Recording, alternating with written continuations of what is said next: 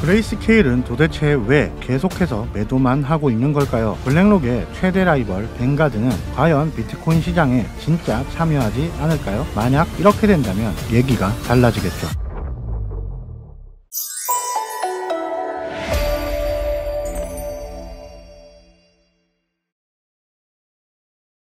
안녕하세요, 비슐랭입니다. 여러분들의 성원에 힘입어 드디어 1만 구독자를 눈앞에 두고 있습니다. 영상이 올라갈 때면 10,000명이 넘어 있을지도 모르겠네요. 많이 부족한 저에게 큰 사랑 주셔서 진심으로 감사드립니다. 영상을 시작하기 앞서서 제 영상들을 시청하시고 소비하시는 방법에 대해 여러분들이 꼭 알아주셨으면 하는 게 있어서 전달드리고 넘어가겠습니다. 저는 올라간다, 내려간다, 사라, 팔아라 방향을 제시하는 사람이 아니며 그런 방향을 맞출 수 있는 능력이 있는 사람도 아닙니다. 그런 능력이 있었으면 벌써 부자 됐겠죠. 아쉽게도 저는 부자가 아니고 그런 대단한 능력이 없습니다. 그럼 제가 찍는 컨텐츠는 어떤 컨텐츠인가? 저는 솔직하게 현재 시장에 보이는 현상들에 대해 제가 가지고 있는 이런저런 생각을 하락 관점, 상승 관점에서 다양하게 바라보면서 여러 가지의 경우의 수를 제시하는 것이고, 여러분들이 폭넓은 사고를 하시고 미처 생각하지 못했던 생각을 하게 되는 기회의 컨텐츠로 소모해 주시면 감사드리겠습니다. 10억 간다, 100억 간다, 매일 기도하는 영상 찍기도 싫고요. 시즌 종료다, 폭락한다, 매일 기도하는 영상도 찍지 않습니다. 여러분, 곰곰이 생각 한번 해보시죠. 지금껏 그런 영상 구독하셔서 살림살이 나아지셨습니까? 그럼 오늘 영상 시작하겠습니다. 비트코인 현물 ETF의 초라한 현실, 마이크로 스트래티지, 마이클 세일러의 몰락, 기대감으로 인한 상승의 잔혹한 최후라는 세 가지 키워드로 진행해 볼 건데요. 참고로 저는 상승론자입니다. 오해 마시고요. 자, 2024년 비트코인 현물 ETF가 승인된 이유, 지금까지 우리가 매일같이 확인하는 자료가 있죠. 바로 미국 비트코인 현물 ETF 유입 장표인데요. 많이들 익숙하신 자료일 거라 생각합니다. 모르시는 분들을 위해 설명드리면, 위에 있는 이 GBTC, 그레이스케일, 아이비트, 블랙록, FBTC, 피델리티 등의 이름들은 현물 ETF를 운영하는 기관들을 나타낸 것이고요. 아래 숫자는 오늘 하루 매도한 비트코인의 양을 표기해둔 표입니다. 우리는 이 표를 보면서 매일 어떤 생각을 하나요? 아마 저와 여러분 모두 별반 다르지 않을 거라 생각하는데요. 와, 블랙록이 엄청 샀네. 에이, 오늘은 블랙록이 안 샀네. 아이비트, 블랙록 혹은 GBTC, 그레이스케일을 바라보시겠죠. ETF 승인 이후에는 뭔가 이 표를 보고 있으면 한편으로 든든하고 위안이 되기도 합니다. 그런데 지금부터 제 이야기를 들으시면 굉장히 이 표가 초라해 보이게 되실 건데요. 영어로 되어 있는 이 기관들의 상품명을 해당 상품 운영 기관들의 이름으로 바꿔보겠습니다. 그레이스케일, 블랙록, 피델리티, 아크인베스트,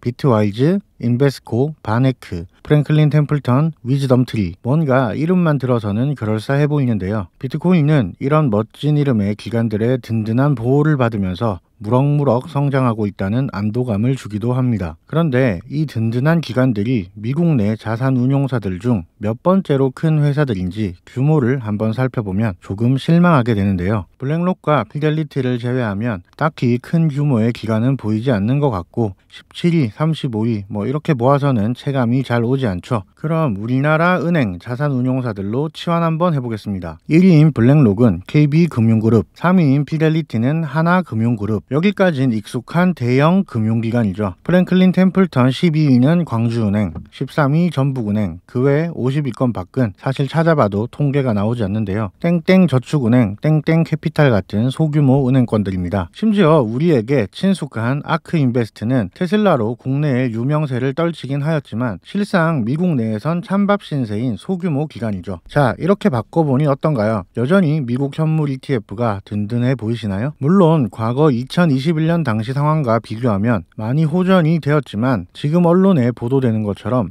어마어마한 파도가 일고 있다는 느낌은 확실히 줄어들게 됩니다. 그럼 여전히 저곳에 이름을 올리지 못하고 있는 미국 금융기관들은 어떤 곳들이 있을까요? 뱅가드, JP모건, 골드만삭스, 모건스탠리, 뱅크 오브 아메리카 등 우리에게 익숙한 거대 기관들이 경기장 밖에서 대기 중입니다. 우리도 좋다 칭송하는 비트코인이 실제로 엄청난 가치를 지녔다면 과연 저 어마무시한 기관들의 분석팀이 알아채지 못해서 투자를 하고 있지 않는 걸까요? 현재 언론에서는 미국의 전략 준비 자산이다, 미래의 금을 대체하는 저장 수단으로 사용된다, 글로벌 강국들이 주도권을 잡기 위해 치열하게 전쟁 중인 핵심 부가가치인 것처럼 시끌시끌하게 보도가 되고 있습니다. 우리는 이런 반복된 뉴스들을 언론에서 접하면서 그렇게 세뇌되고 있을지도 모르죠. 과연 말처럼 미국의 국가 전력 자산이며 향후 100년을 선도할 핵심 부가가치가 맞다면 뱅가드, JP모건, 골드만삭스, 모건스탠리, 뱅크 오브 아메리카 등 우리에게 익숙한 기관들, 더 나아가서 유럽의 아먼디, 로이드뱅크그룹, BNP 파리바, 중국 공상은행, 중신증권, 중국 농업은행 같은 강대국들의 금융기관들은 왜 아무런 관심이 없을까요? 미국 언론이 악마의 편집으로 만들어낸 억지 스타일지도 모른다는 생각도 가져봐야 한다고 생각합니다. 비트코인 현물 ETF가 승인되었던 1월경 미국 유명 금융 미디어 야후 파이낸스에서는 금 ETF와 비트코인 ETF의 성장세를 두고 비트코인이 압도했다며 보도를 하기도 했었는데요. 이런 부분 또한 우리는 의심코 넘어가야 합니다. 금 ETF가 승인된 2004년경과 비트코인 현물 ETF가 승인된 2024년은 20년이라는 차이가 나는 걸 감안하여 그동안에 상승된 물가를 생각한다면 두 ETF가 끌어들인 자금의 차이를 동일하게 숫자만 놓고 보면 사실 부적절하겠죠. 1986년부터 이코노미스트라는 경제지에 발표하는 경제지표 중 각국의 통화가치와 구매력을 비교하기 위해 맥도날드 빅맥의 가격을 이용한 빅맥 지수라는 게 있는데요. 빅맥 지수를 보면 2004년 당시 미국의 빅맥은 3달러, 2024년 현재 빅맥은 5.15달러입니다. 약 1.7배의 차이가 나는데요. 물론 훌륭한 성과이긴 했으나 금 ETF에 비해 사실상 많이 부족한 퍼포먼스였음에도 불구하고 언론에서는 마치 금 ETF를 넘어선 것 마냥 과잉 보도가 되었었죠. 또한 비트코인 현물 ETF가 승인된 1월 초기 언론 보도는 죄다 역대급 거래량을 발생시켰다며 마치 페스티벌이 벌어진 것처럼 보도했었고, 사실 당시 상황 또한 자세히 들여다보면 ETF는 순유출 랠리로 매도 폭탄이 터지는 와중에 대량의 거래량이 발생했고 언론에선 이를 두고 마치 커다란 성공을 거둔 것처럼 포장했는데요. 실질적 성공이라 보기엔 알고 보면 초라한 참여기관들과 대성공이라 치부하기엔 조금 아쉬운 결과입니다. 다시 말씀드리지만 저는 상승을 원합니다. 당장 폭락한다는 소리 아니니까 냅다 팔지 마시고 시장을 경계하는 눈을 뜨시는 계기로 삼아주세요. 자, 계속하자면 이런 조금은 과장된 성공의 뒷면을 살펴보면 여러 메이저 기관들은 아직 진짜 상승 랠리에 발도 못 담근 모습인데요. 물론 최근 JP모건, 골드만삭스 등 전통 금융사들이 비트코인에 마이크로 스트래티지의 주식을 보유하면서 간접 투자를 하고 있다는 기사가 나왔고, 우리나라 국민연금도 비트코인에 간접 투자를 진행하고 있다고 밝혀졌죠. 역시 뒤에선 사고 있나? 라는 생각을 다들 하셨을 거고, 수많은 국내 미디어에서도 골드만삭스, JP모건 등의 비트코인 시장 참여를 옹호하며 상승 분위기를 내고 있습니다. 근데 저는 저 뉴스들을 보면서 한 가지 생각이 뇌리를 스쳤는데요. 최근 뉴스에서 심심치 않게 보이는 내용 중 하나로 마이크로 스트래티지 주식을 기관들이 매입했다는 이야기가 많습니다. 비트코인을 간접 보유하는 방식으로 마이클 세일러의 회사인 마이크로 스트래티지를 매수하는 것인데요. 이 대목에서 저는 싸늘함을 느꼈습니다. 녹색은 마이크로 스트래티지의 주식 가격, 빨간색은 비트코인 가격 그래프인데요. 어떠신가요? 두 자산은 매우 흡사한 모습으로 움직이고 있습니다.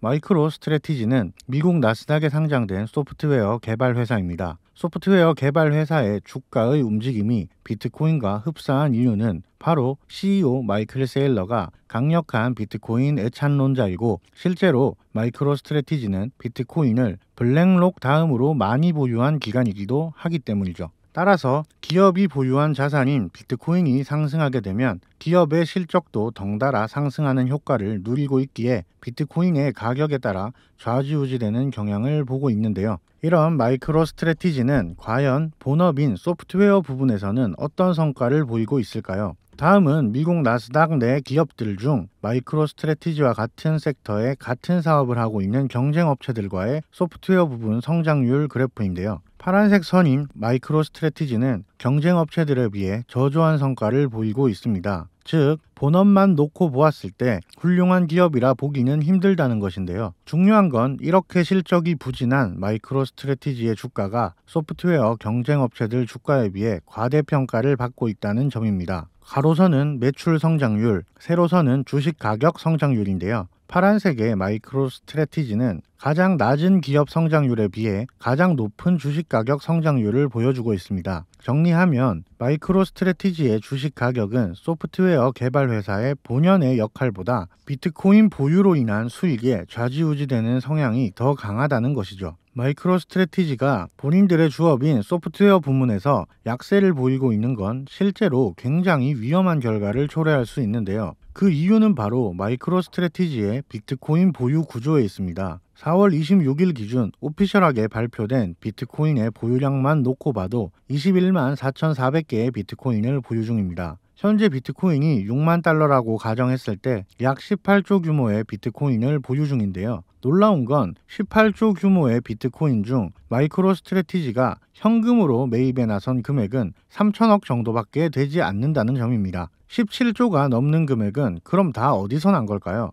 레버리지 대출과 전환사채 CB를 발행하여 매수한 금액들인데요. 마이클 세일러의 마이크로스트래티지가 비트코인을 구매하는 데 활용한 레버리지 대출과 전환사채 CB의 구조에 대해 간략히 이해하시면 현재 상황이 굉장히 위험한 상황이란 걸 알 수 있습니다. 기업 레버리지 대출이란 마이크로스트래티지는 기업의 신용, 주식을 담보로 은행에 대출을 요구하고 은행은 마이크로스트래티지라는 기업을 바라보고 대출을 해주는 것이죠. 우리가 은행에 대출을 하러 가면 우리의 직장, 연봉 등을 감안하여 대출해주는 것과 같은 원리인데요. 우리가 직장을 잃거나 급여가 낮아지면 은행에서 조기 상환을 요구하듯 마이크로스트래티지의 주식 가격이 하락한다면 마찬가지로 대출을 갚아야 하는 상황이 발생하겠죠. 이런 마이크로스트래티지의 기업 가치가 현재 소프트웨어 개발에서는 돈을 벌지 못하고 있고 비트코인 가격에만 치중되어 있는 부실한 경영 상태라면 비트코인 가격의 작은 움직임에도 기업 전체 가치가 훼손될 가능성이 있다는 것이죠.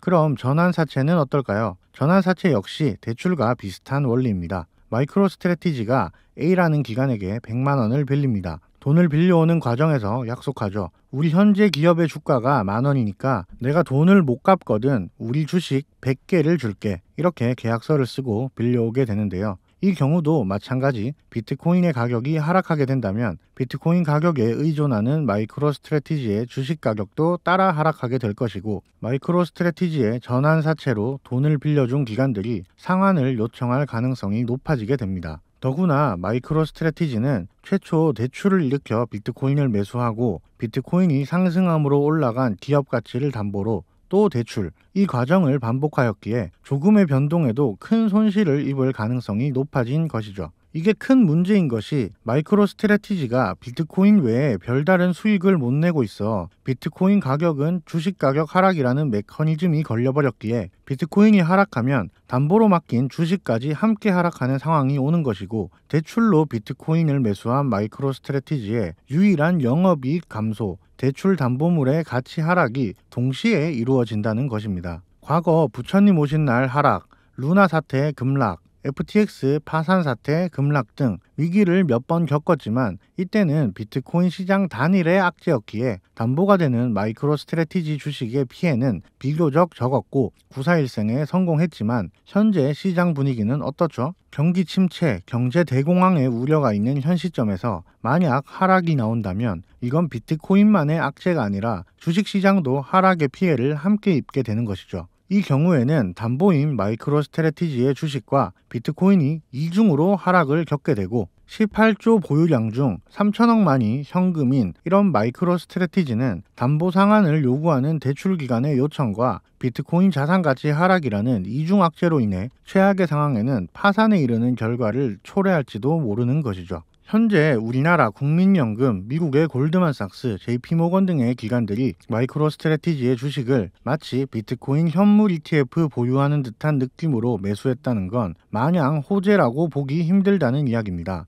개인 투자자들보다 발빠른 대응을 하는 기관들은 비트코인의 하락의 그림자가 드리우면 빠르게 주식을 처분할 가능성이 있고 연쇄 하락을 가속화시키는 촉진제가 될 가능성을 배제하기 힘드니까요. 마이크로스트래티지 마이클 세일러라는 인물과 기업이 그동안 비트코인 시장에 심어준 인지도와 영향력을 생각해보면 그들의 파산은 역사에 남을 악재로 작용할지도 모르겠습니다. 물론 혹자는 이렇게 말할 수 있습니다. 마이클 세일러는 쉽게 무너지지 않아. 전 세계 최대 규모의 가상화폐 거래소 마운트곡스의 파산, 세계 2위 거래소 FTX의 파산, 글로벌 시가총액 4위 루나 재단의 파산, 세계 1위 거래소 바이낸스의 수장 구속. 예상했던 일인가요? 그럼 다시 한번 얘기해 보겠습니다. 미국 내 가장 많은 비트코인을 보유한 것은 블랙록, 두 번째는 마이크로스트래티지 마이클 세일러. 마이크로스트래티지는 2024년 8월 기준 나스닥 시가총액 440위에 머물고 있는 회사입니다. 대한민국 코스피 442는 백광산업이라는 회사네요. 비트코인은 우리나라로 비교하면 1위인 KB금융지주와 백광산업 사장님이 가장 많이 보유한 자산이군요. 매력적이신가요?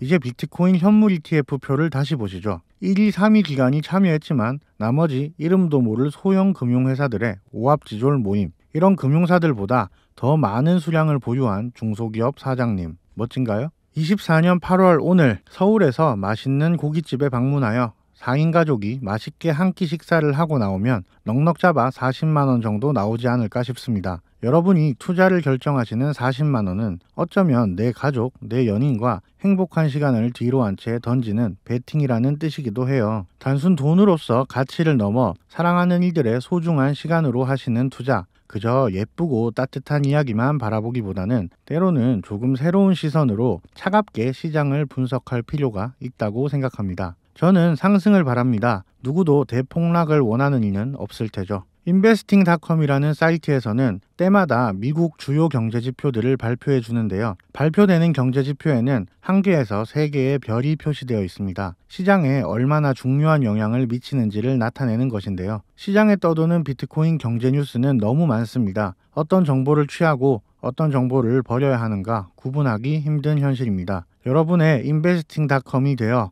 무분별한 쓰레기 정보를 전달하지 않고 중요한 별 3개짜리 정보들을 걸러내는 정보의 거름망이 되겠습니다. 멘트 좋았나요? 구독 좀 눌러주세요. 시청해주셔서 감사합니다.